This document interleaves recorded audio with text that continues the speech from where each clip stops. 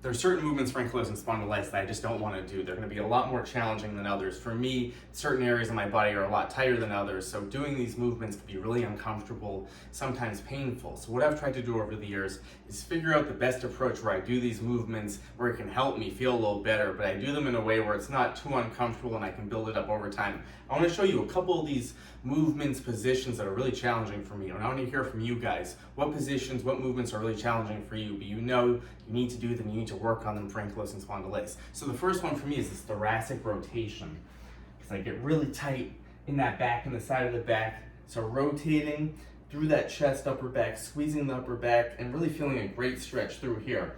So this for me is really tight. So what I like to do, get a good base, core tight. Just start with a really small range of motion.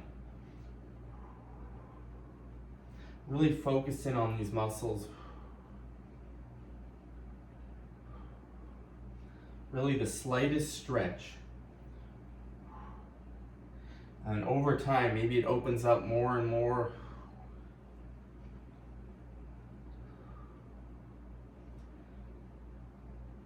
And as you see, I'm leaned back a little bit. You can also do this nice and upright. But for me, this leaned back version is a little easier and I can get into these areas a little better.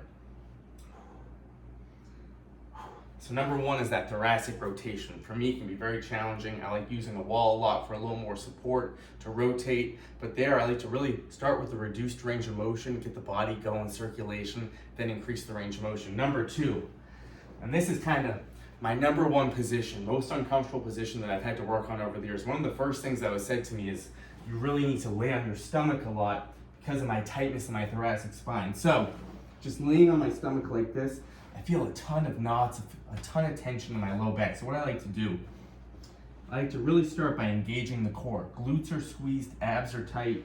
And I'm thinking about drilling my hips into the ground, my feet are drilled down. And I would just comfortably start by holding this position.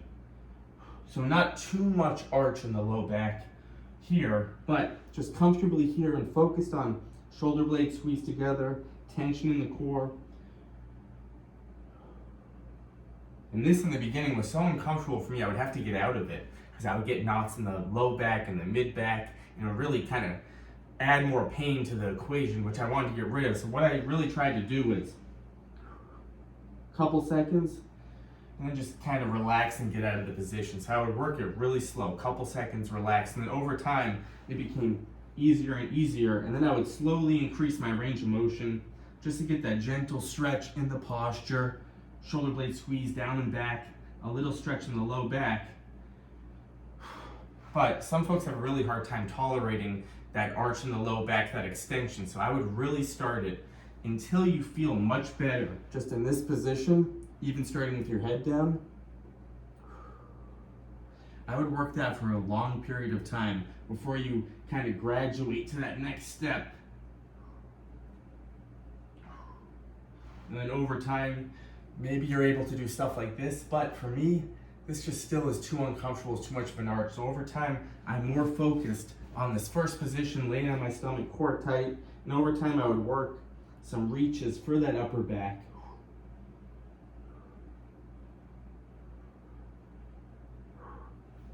So, a pretty challenging position for me on the stomach because that low back can get really irritated. You have to find a way to work on that position because it is important for the spine, for the whole body, but work it in a way where you're really core tight, abs squeezed, working on that posture, and don't progress it till it feels pretty easy in that position. I think a lot of us can get into this just progressing things way too quickly, and then we then have to take a huge step back again if it causes too much pain, and it can be confusing on how far to go with something. So I like to work that foundation for a lot more time before I start really working more of a range of motion. Over time, we can then keep on increasing the range of motion, but slowly to make sure it feels good. All right, so number three, the hips can get extremely tight with AS.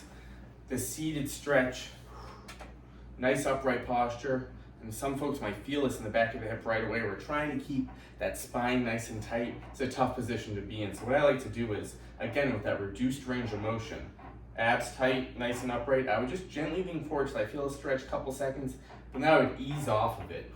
Relax the body. Couple seconds.